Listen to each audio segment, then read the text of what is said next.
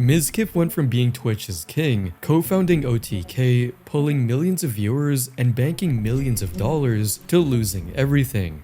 Controversies stacked up, leaving him with no sponsors, declining viewership, and an ongoing legal battle. My name's Ryan, and this is the brutal aftermath of Mizkif.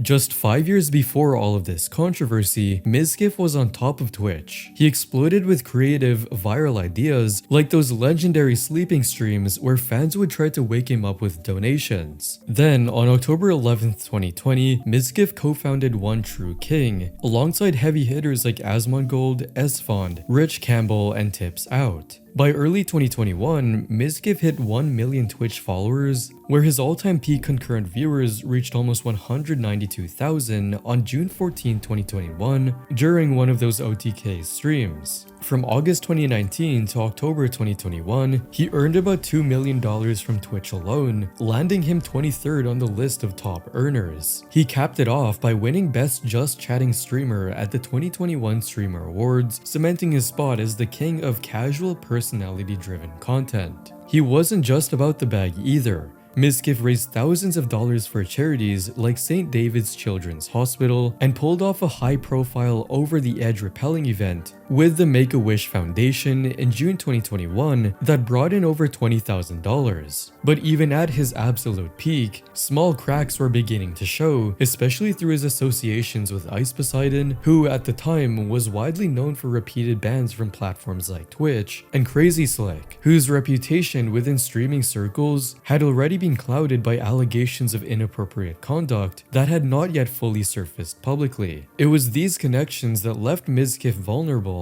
and ultimately contributed to the first major scandal that would come to define 2022, but had already been brewing behind the scenes as early as 2020 at a private party. Streamer Adriana Lee, after drinking heavily and passing out, alleged that Crazy Slick, Mizkif's longtime roommate and best friend, engaged in inappropriate behavior with her. However, Adriana only came forward with these claims in July 2021 through a twitlonger, which took nearly a year to gain traction despite detailing a major controversy. Adriana wrote, "Crazy Slick was following us around trying to kiss me, and at one point I was told that he and I ended up kissing. He came into the room a couple of times after being asked to leave me alone each time. In 2 of those instances, he touched my neck and chest, saying he was just making sure I was alive." Adriana clarified, however, that Crazy Slick did not rape or assault her, but his actions did make her uncomfortable. Despite appearing to be a completely detailed and honest account, she later claimed this version was a diluted version of the story that was proofread by several people, including Maya, to downplay the situation and frame Crazy Slick in a more favorable light.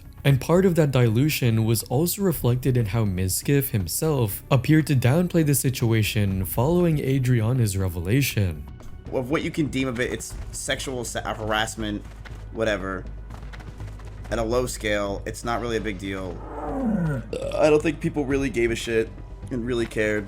I'm gonna turn this off if you're gonna be like this. I'll just turn it off. At this point, it was clear that Mizkif was willing to minimize the incident to protect his friend. While he did not commit the acts himself, his response still contributed to harm toward the victim. Fortunately for Mizkif, the situation was largely treated as a non-issue until September 19, 2022, when it erupted amid a broader Twitch gambling controversy after he implied that Trainwrecks TV, a major gambling streamer, should be banned for his content on the platform. If we're going to deplatform people for scamming others, shouldn't we have banned you for Joltcoin a few years back? Now for context, Joltcoin was a crypto project Trainwrecks promoted in 2017 that many later viewed as a scam, as the token quickly lost most of its value and left buyers with heavy losses. Mizkif used this during the debate on whether Twitch should ban gambling content to criticize Trainwrecks, who had been defending it. Trainwrecks immediately fired back with explosive allegations of his own in a public thread, accusing Mizkif of orchestrating cover-ups for friends' sexual assaults. This turned a small gambling problem on Twitch into a much larger controversy involving sexual misconduct allegations. With Trainwreck being a far bigger personality than Adriana, it was at this point that her 2021 allegations finally gained widespread traction. That same day, Adriana went live for a nearly 2-hour stream, providing further details and saying the following. I was asked to say something and almost sent to say something by Maya and Mizkif. I was told to say something by Biz and Maya. Apparently, Adriana was forced to say something so Mizkif and Maya wouldn't have to kick Slick out. Simultaneously, in an attempt to add fuel to the fire and broaden the backlash, Ice Poseidon, the very same guy who gave Mizkif his first big break in 2018, decided to turn the knife. In a shocking betrayal, Ice leaked years-old Discord messages from Mizkif containing racist and homophobic slurs. However, instead of just trying to bury Mizkif, the move also backfired on Ice. You letting this slide for years says a lot about you as well. Nevertheless, the incident showed a difference between Mizkif's public image, especially his reputation for being relatable and doing charity work, and the behavior revealed in the entire controversy. It also showed that he was willing to protect people accused of wrongdoing, even if it made the situation worse and put more pressure on the victim. The same shady early connections, Ice and Crazy Slick, that helped launch Mizkif to stardom were now the very people dragging him down. Eventually, due to the growing public pressure surrounding the issue, Mizkif was forced to evict Crazy Slick from his residence and issued a public twit-longer apology stating, "To Adriana and all of those affected by sexual harassment, I am sorry for those statements. Sexual harassment, regardless of degree, can never be considered small." However, this apology did not shield him from the responses fellow streamers released to emphasize the severity of the issue and make it clear that sexual harassers and even those who cover them up should not escape accountability. Criticism against Mizkif began with his own organization. On September 20, OTK issued an official statement. Due to the seriousness of what's being brought forward, we have begun the process of contracting a third-party legal organization to investigate the issue in detail. In the meantime, Mizkif has been placed on leave and will be stepping away from his organizational duties pending the results of the investigation. Asmongold, one of OTK's co-founders, went further in a now deleted stream. "I will not ever talk to them again. I don't care if this guy was Mizkif's effing friend. The piece of shit used you, lied to you. He's putting you in this position right now. He's putting me in this position right now. I am so effing mad, man." Asmongold also wished the worst for Slick. "I don't give a fuck whether you touched her on the chest or not. You're a creepy fucking piece of shit that uses your friends to go and act as a gatekeeper to keep people out so you can allow yourself to be fucking abusive. I fucking hate you. I hope you die." Hasanabi, one of the biggest political streamers on Twitch, also criticized Mizkif's handling of the situation and how he appeared to downplay it. Of course, Mizkif didn't know how to fucking handle sexual assault, you know, obviously, or any sort of harassment.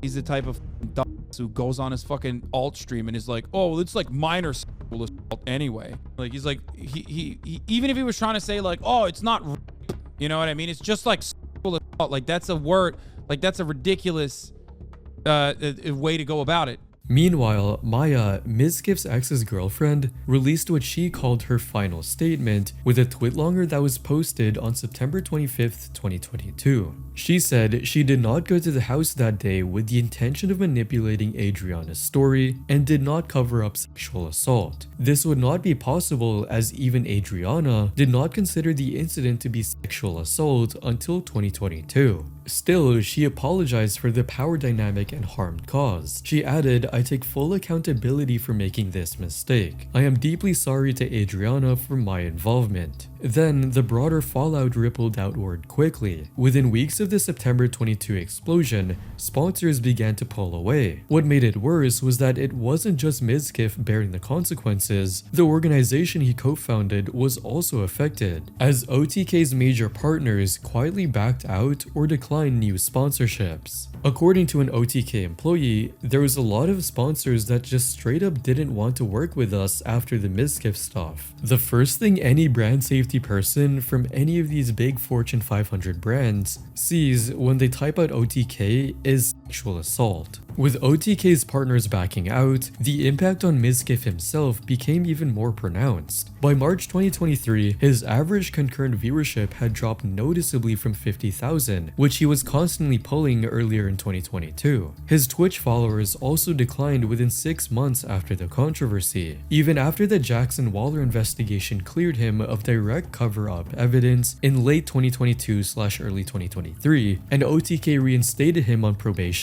Mizkif still struggled to recover. Despite being cleared legally, OTK maintained that Mizkif had shown a callous disregard toward the severity of sexual misconduct and racial prejudice. And it was precisely this statement that stayed in people's minds. His comeback apology in early 2023 didn't do the trick either. He still did not restore trust. I want to apologize to everybody, but especially victims of assault. The way I behaved was horrible, and I will be better, and I will learn from this situation. I'd like to think that he probably is genuinely sorry, but at the same time is being pressured to throw out an apology, which leaves this weird impression that it looks like a PR move. Mizkif keeps apologizing in an obviously insincere attempt to save face. The bleed continued into 2024 and early 2025, with no real full comeback materializing despite Mizkif's effort to rebuild through consistent Twitch streams, side ventures like gym vlogs, and also podcast appearances, such as the Steak and Eggs podcast, which was ironically alongside Asmongold, who had previously said he would never speak to him again. Welcome to the show, Miz. How you doing? I'm doing great. Why'd you guys clap for me? Oh, I don't know. I thought it would make it even worse for you. Make it even I was more just awkward. joining in because everyone else was doing it. Well, I've been here for like 30 minutes. We've already been talking. Yeah, pretty much. That's about right. No new high-profile brand deals resurfaced, and gambling offers like the stake sponsorships appeared sporadically but were controversial, especially since he had previously spoke out against gambling content on Twitch. This change appeared less like a choice and more like a necessity, which was something audiences on Reddit were quick to point out. The money was greater than the ethics. It's like how some YouTubers were able to keep making money after a scandal by transitioning into a lolcow. Similarly, metrics declined. On Twitch, as of early 2025, his 365-day average concurrent viewers hovered 40,000, far below his 2021 peak and reflecting a 50% drop from around 80,000. What's notable, however, is that Mizkif attributed this continued decline to Twitch as a platform, which is why he switched to Kick. In a raw October 24th, 2025 stream titled "The Dark Truth About Twitch's Downfall," Mizkif broke it down himself. Twitch is a dying platform. It's dying because of its ads, and it's dying quick. Twitch is down 25% this year.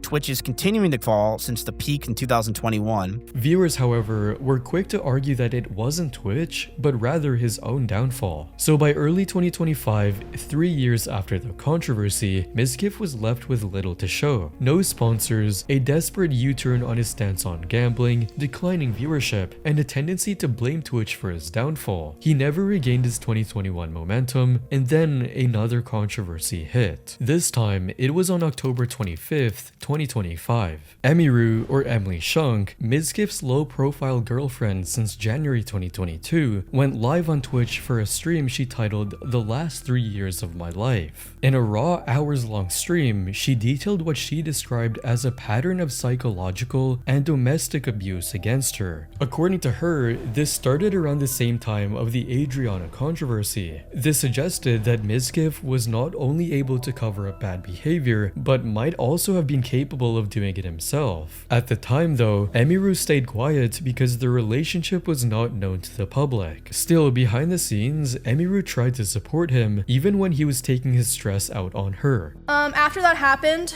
his behavior started getting a lot worse, which, I mean, I suppose it makes sense. You know, he was very stressed. I tried so hard to help him and be there for him because I really believed in him. At first, it might seem like Mizkif was just struggling, but Emiru also shared things that happened even before the controversy, which says a lot about how he acted even without pressure. He would throw bottles, like plastic bottles with liquid in it, not like glass bottles, at me, despite me telling him like I didn't like it and it scared me and I bruised very easily. And one time it even hit me in the eye, which caused me to get a black eye, but he always, was like, oh, it's an accident. And I was like, oh yeah, it's an accident. Like, And even if he was stressed and never really bounced back from the Adriana issue, that still doesn't excuse how he treated her. According to Emiru, things got worse after the controversy. It started with small things like competing with her and being passive aggressive. and then I check my Discord messages and he's messaging me. He's saying like, Emmy, I'm gonna kill myself. I'm gonna KMS. I waited so long for this, etc. Basically, he was upset because I had higher viewership than him. He starts walking behind my stream and slamming the door so loud that my noise gate can pick it up. So even people on my stream are able to hear this is happening. He threw his phone at the dresser and started yelling because I had posted a YouTube video within the same couple of days as him, and mine was doing better. Then it got more serious as he became physically aggressive toward her. He would destroy furniture in front of me. He would throw things in front of me and near me, and I would go to my stream room and literally lock myself in to get away from him, and he would be banging on the door and screaming at me. And even sexually. He tried to climb on top of me and aggressively shoved his hand down my pants, and I screamed, and when I screamed, he jumped off me like a cat. By this point, it was clear something was really wrong. Mizkif seemed to have serious controlling and anger issues, and Emiru was the one taking the hit for problems she didn't cause. Like, if we were driving in the car together, he would be going like 150 miles an hour. One time he even said like, well, now we're both gonna die, like threatening to kill both of us. And Mr. Beast had invited another streamer, and he was like, oh, Mr. Beast invited this guy to his video, not me. And I was like, oh, well, huh?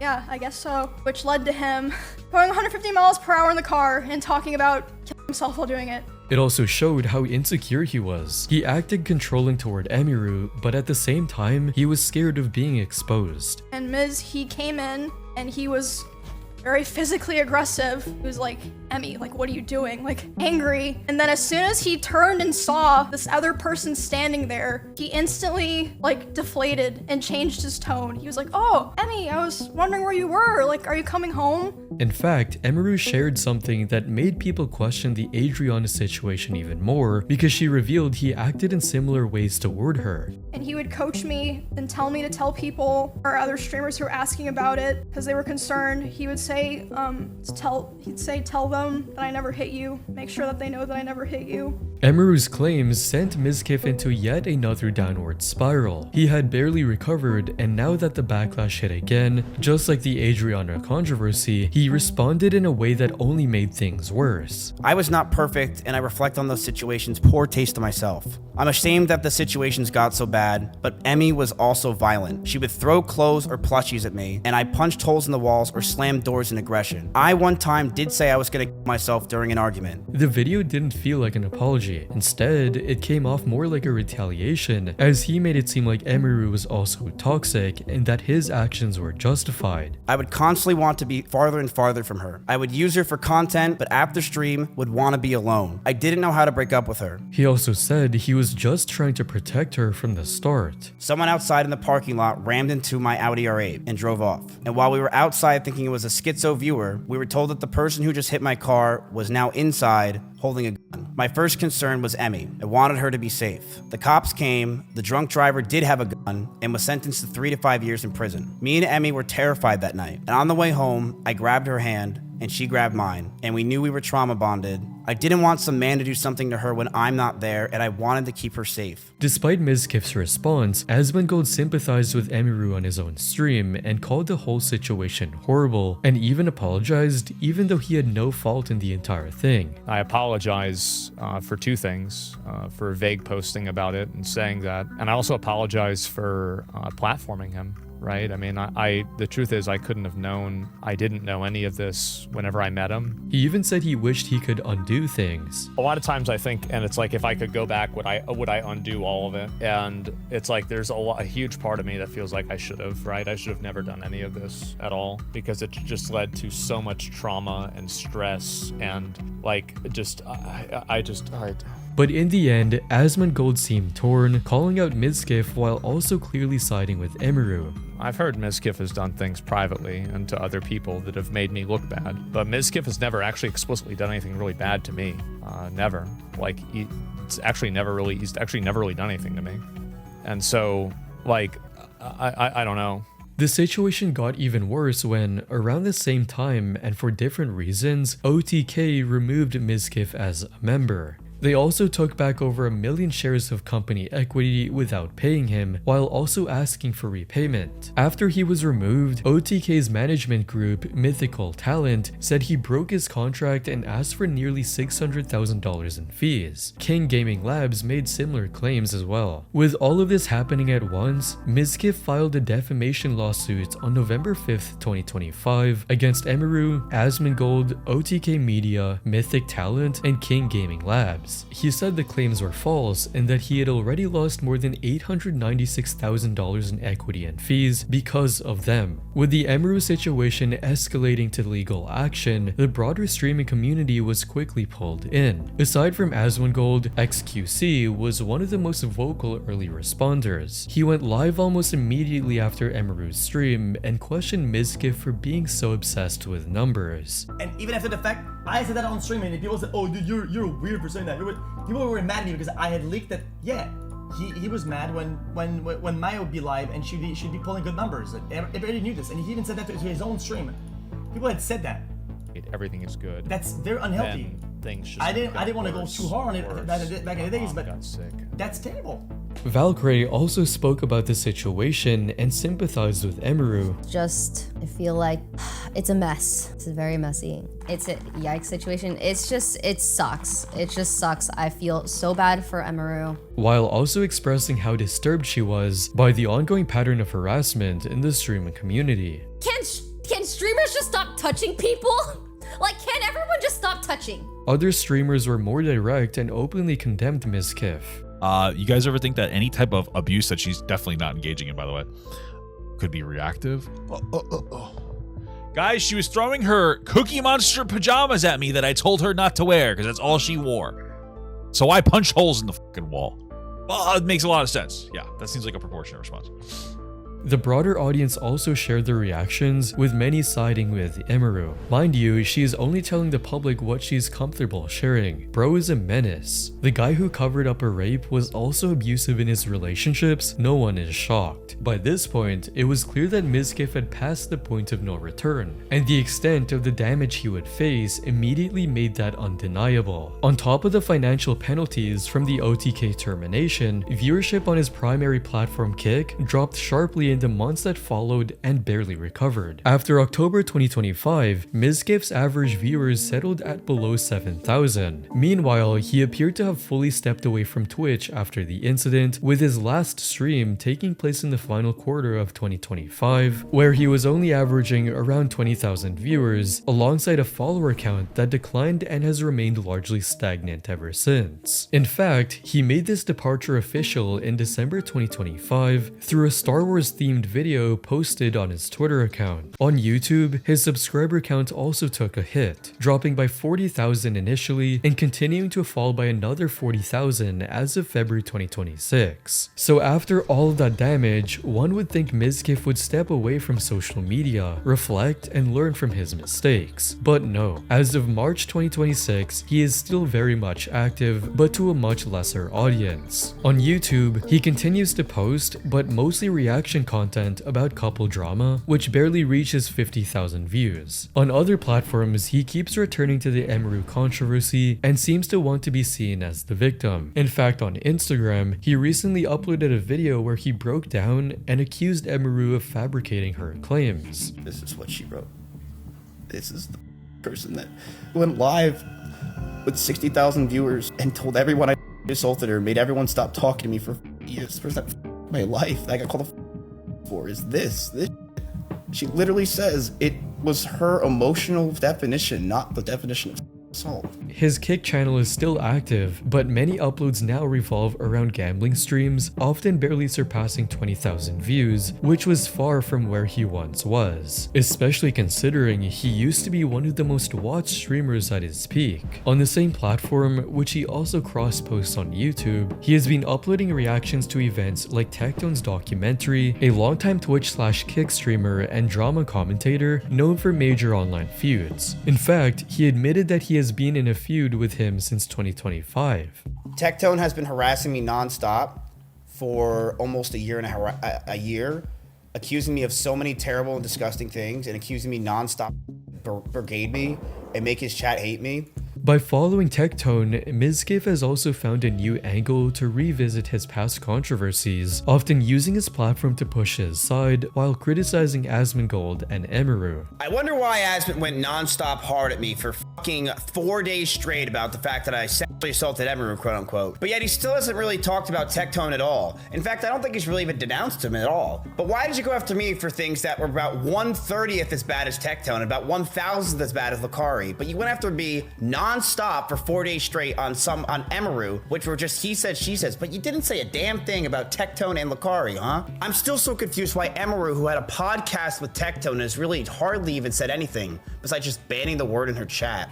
Speaking of them, Mizkif's lawsuit against Emiru, Asmongold, and OTK Media is still ongoing with no final ruling, and with Emiru recently filing a motion to dismiss the case where she describes her statements as emotional truth, a point that Henry Resilient, a YouTuber and legal commentator, highlighted as a crucial piece in the case. Emotional truth is a defense used in defamation cases, arguing that a statement reflects a person's genuine experience rather than an objectively false claim, which can make proving actual malice more difficult. In Henry's words, if the emotional truth wins, it's game over for the defamation case for Mizkif. If the emotional argument is tossed aside, then Mizkif has a case. So I think this whole case against Emiru is going to bank on whether the judge accepts her livestream as her emotional truth or as a statement of fact used to destroy Mizkif. In other words, emotional truth is Emiru's strongest defense.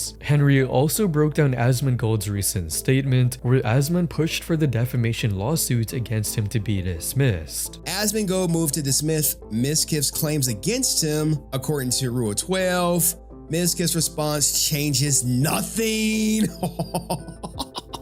In other words, Asmongold motion states that Mizkif will not give the court any context in a pleading, or it would be obvious that nothing he is upset about is actionable as a defamation claim. According to Asmongold's legal team, Mizkif had already made multiple public admissions before Asmongold's commentary. Therefore, Mizkif cannot sue Asmongold for defamation for simply repeating and agreeing with some of Mizkif's own statements. With Henry explaining these loopholes in his YouTube video, Mizkif responded by attacking Henry, just as he had done with Asmongold and Emiru. And here's the funny thing. What the fuck does Henry know? Like, that's what you guys don't understand. What does he know? So as of late, Mizkif has mostly been trying to hold on to what's left of his fanbase, often seeking sympathy on Kick in any way he can. He doesn't seem to have plans of stepping away from social media, partly because he still has an audience, and partly because gambling streams have become a source of income. However, another way to look at it is that he continues to revisit the Emiru controversy in a way that helps him gain attention, which in turn keeps his views and earnings going. If you like this video, be sure to check out these other ones and don't forget to subscribe.